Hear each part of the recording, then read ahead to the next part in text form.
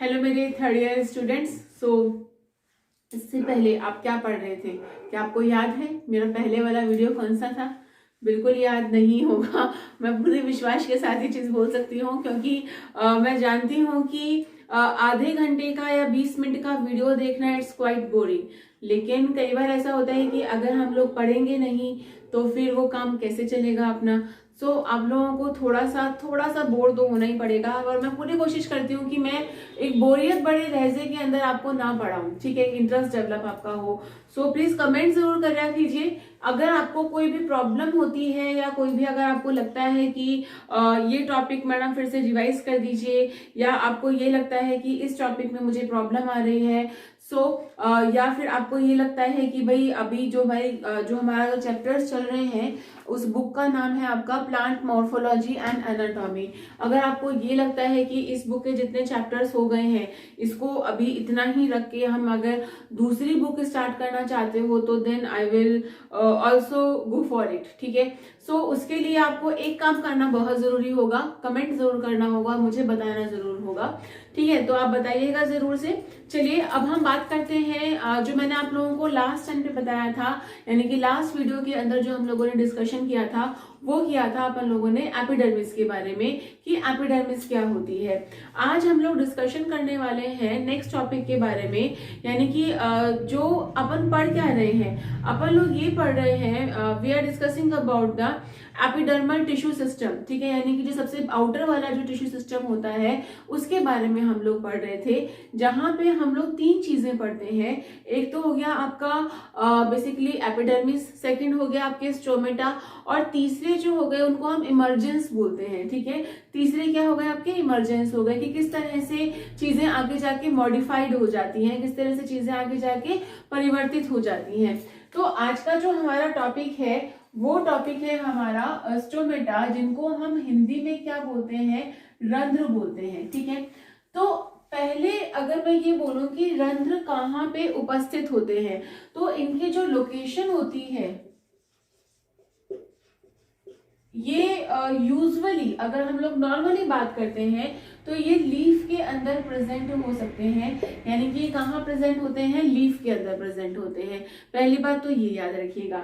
दूसरी इंपॉर्टेंट चीज आती है बात यहाँ पे कि लीफ के अलावा ये कहाँ पे प्रेजेंट हो सकते हैं कि अगर कोई स्टेम है, ठीक है, अगर कोई स्टेम है जो बेसिकली ग्रीन कलर का है, ठीक है, और वो कैसा है, वो इतना बहुत ज्यादा मजबूत नहीं है, यानी कि ओवरऑल अगर मैं इसको और अगर मैं इसको कंसाइज वे में या एक पर्टिकुलरली एक स्पष्ट शब्दों के अंदर मैं इसको कहूं तो जितने भी यहाँ पे हर्ब्स के प्लांट्स जो होते हैं, ठीक है, उनके हर्ब्स जो होते हैं यानी कि शाकीय पादप जो होते हैं,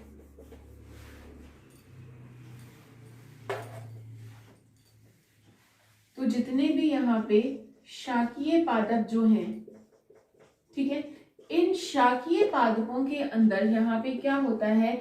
यहाँ पे शाकीय पादपों के अंदर स्टोमेटा यानी कि ये जो रंध्र होते हैं ये उपस्थित हो सकते हैं। तीसरी इंपॉर्टेंट चीज कि जो मूल होती है यानी कि जो रूट होती है वहां पे यूजुअली यानी कि सामान्यतः स्टोमेटा जो होते हैं वो एब्सेंट होते हैं। बच्चों देखो एक्सेप्शंस यानी कि जो अपवाद होते हैं वो हर जगह होते हैं। मैं अपवादों की यहाँ पे बात नहीं कर रही हूँ, अपवाद हर जगह होते हैं, बट यहाँ पे यूजुअली अगर हम लोग बात करें कि ये मूल के अंदर एब्सेंट होते हैं। चलिए अब हम बात करते हैं इनकी संरचना के बारे में, इनके स्ट्रक्चर्स के बारे में। ओवरऑल इनकी जो संरचना होती है वो वृक्क आकार की यानी कि किडनी शेप होती है।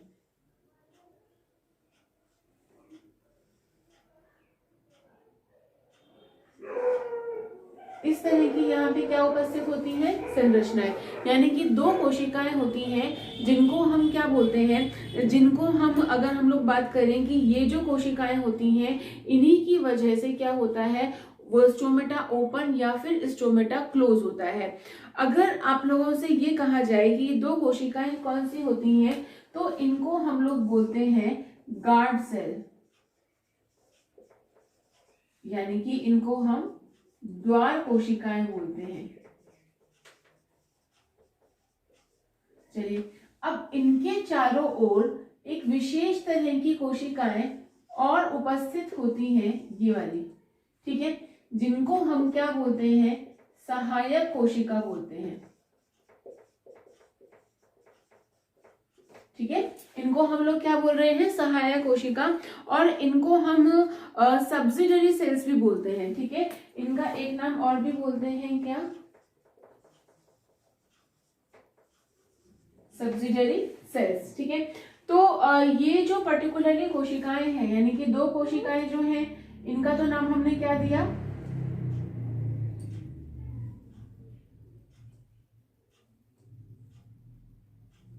इनका तो आपने क्या नाम दिया, गार्ड सेल्स। इसके साथ में जो दो कोशिकाएं हैं जिनको हमने बोला सब्सिडरी सेल्स, या फिर इनको हम एसेसरी सेल्स भी बोलते हैं।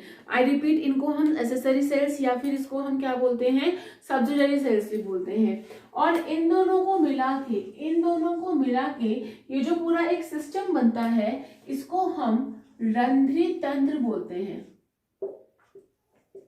क्या बोलते हैं इसको, रंध्री तंत्र बोलते हैं, यानी कि स्ट्रोमेटल एपरेटस बोलते हैं इसको। ये स्ट्रोमेटा होते हैं, ये इनकी स्ट्रक्चर्स होती हैं। अच्छा, दूसरी इंपॉर्टेंट चीज, जितनी भी ये कोशिकाएं होती हैं, यानी कि जो ये स्ट्रोमेटा होते हैं, याद रख लीजिएगा कि ये दृढ़ोतक में, यानी कि स्क्लेरेन्काइमा टिश्यूज के अंदर ये नहीं होते हैं। जितने भी स्ट्रोमेटा होते हैं ये हमेशा कहाँ प्रेजेंट होंगे,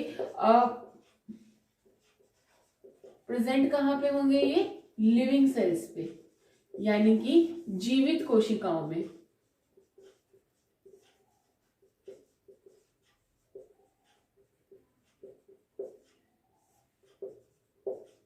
चलिए, इतनी बात समझ में आ गई। चलिए, अब इसका एक बार स्क्रीनशॉट ले लो, फिर आगे डिस्कस करती हूँ।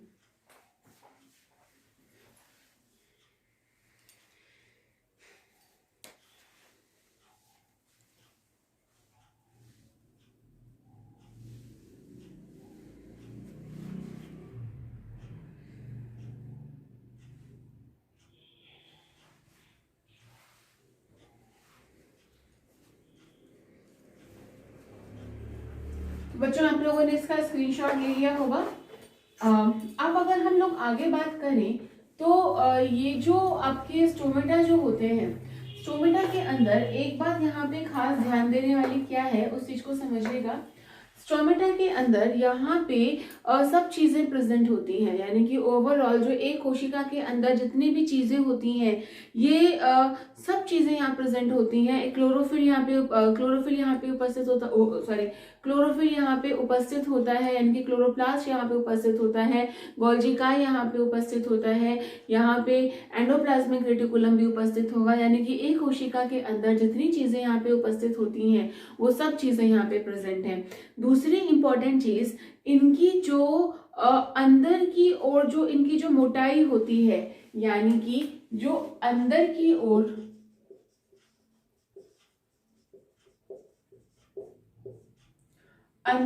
से जो इनकी मोटाई होती है, यानी कि जो इनकी विड्थ होती है, ये कैसी होती है, असमान, यानी कि ये कैसी होती है, अनइक्वल,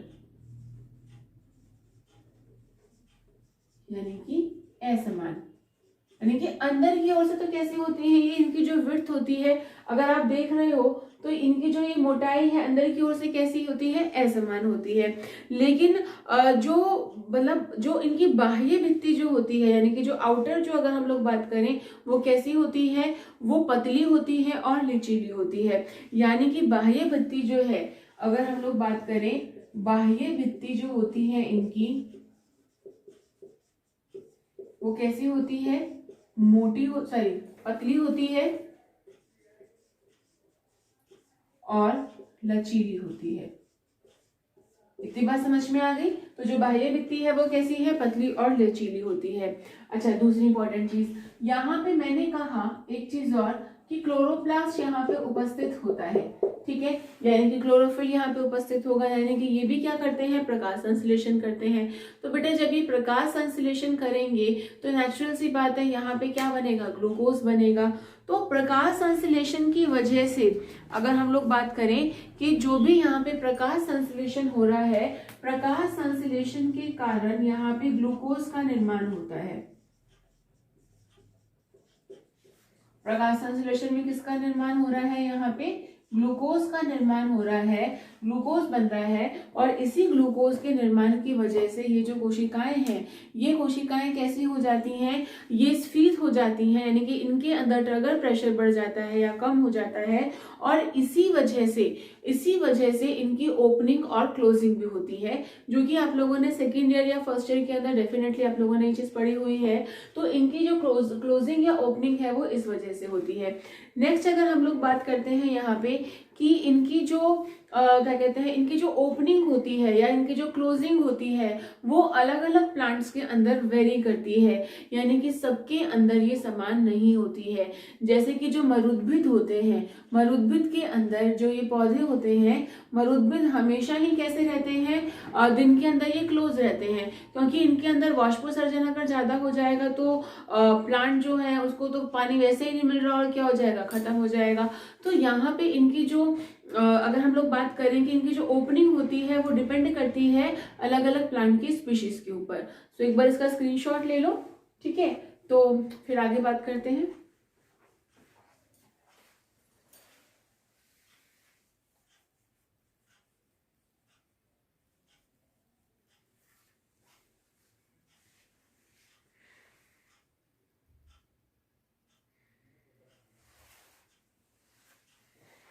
तो आपने स्क्रीनशॉट ले लिया होगा इसका। नेक्स्ट हम लोग बात करते हैं कि इनका कार्य क्या है, ठीक है।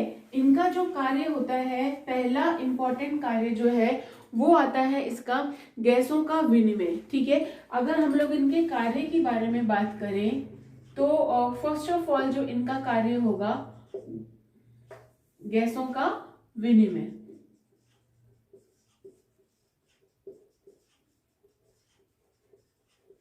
और दूसरा जो कार्य होगा वो होगा वाष्पोत्सर्जन। मतलब क्या हो गया, evaporation and exchange of the gases. यानी कि जो इवापोरेशन है, यानी कि इवापोरेशन आप लोग जानते हो कि जब भी टेम्परेचर 40 डिग्री के एक्ससीड हो जाता है, बढ़ जाता है 40 डिग्री से, तो क्या होता है, प्लांट अपने आप को बचाने की कयावत शुरू कर देता है, प्लांट अपने आप को बचाता है। उस केस के अंदर वहां से वाटर का लॉस होता है, यानी कि इवापोरेशन, अगर मैं बात करूं कि इवापोरेशन क्या करता है, हमेशा एक तरह का कूलिंग इफेक्ट करता है। तो इसी वजह से यहाँ पे क्या हो रहा है, वाटर का लॉस होता है। किसका लॉस हो रहा है, वाटर का लॉस होता है। यानी कि जो प्रोसेस है, ये प्रोसेस ट्रांसपीरेशन कहलाता है, और ये ट्रांसपीरेशन कौन करता है, रंध्र करते हैं। नेक्स्ट अगर हम बात करें कि जो एक्सचेंज ऑफ द गैसेस है, एक्सचेंज ऑफ द गैसेस किसके लिए होता है, एक तो होता है आपका फोटोसिंथेसिस के लिए, ठीक है, और एक होता है किसके लिए, रेस्पिरेशन के लिए। तो पहला हो गया फोटोसिंथेसिस के लिए और दूसरा हो गया रेस्पिरेशन के लिए। इन दो चीजों के लिए बहुत जरूरी है किसका होना, इन दो चीजों के लिए बहुत ज्यादा जरूरी है स्टोमेटा का होना। तो स्टोमेटा जो होते हैं इनके बारे में आप लोगों ने पढ़ा आज कि स्टोमेटा जो होते हैं वो किस तरह से होते हैं, क्या होते हैं, कहाँ लोकेशन होती है। नेक्स्ट जो आता है वो आता है एपिडर्मल अपेंडेजेस के बारे में, जिनको हम अधिचर्मी उपांग बोलते हैं।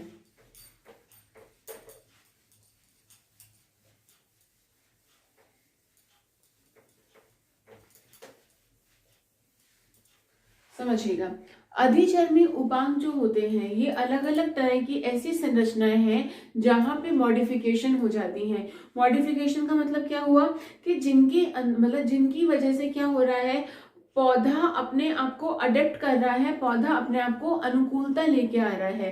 तो कुछ अंग जो होते हैं वो क्या हो, जैसे कि कांटे होते हैं गुलाब के अंदर, तो वो भी क्या कहलाएंगे, एपिडर्मल अपेंडेजेस कहलाएंगे। या फिर अगर मैं बात करूं कि कुछ के अंदर क्या आते हैं कि एक पाचक ग्रंथियां बन जाती हैं, जो कि हमने पहले भी पढ़ी थी कि कुछ के अंदर क्या हो रहा है कि वो कहाँ पे प्रेजेंट है, वो एक नाइट्रोजन एब्सेंट वाले एनवायरनमेंट में प्रेजेंट है। तो वो कहाँ से नाइट्रोजन लेते हैं, वो कीटों से नाइट्रोजन लेते हैं, कीटाहारी पादप जो होते हैं। तो वहां पे और अपेंडेजेस बन गए, जिनको हम लोग बोल रहे हैं कि वो पाचक ग्रंथियां बन गई। तो इस तरह से अगर जो मॉडिफिकेशन हो रही है आउटर मेम्ब्रेन के अंदर, तो उसको हम अपेंडेजेस बोलते हैं। ठीक है, तो कल हम इसके बारे में डिस्कशन करते हैं। कल से ही मैं स्टार्ट करूंगी आप लोगों का ग्राउंड टिश्यू सिस्टम, और ओवरऑल ग्राउंड टिश्यू सिस्टम के बाद में आप लोगों के एक दो टॉपिक के बाद चैप्टर जो होगा वो फिनिश हो जाएगा। फिर हम बात करेंगे आपके मेरिस्टेमेटिक कोशिकाओं के बारे में। Thank you so much for watching. अच्छे से पढ़ाई करिए। Thank you.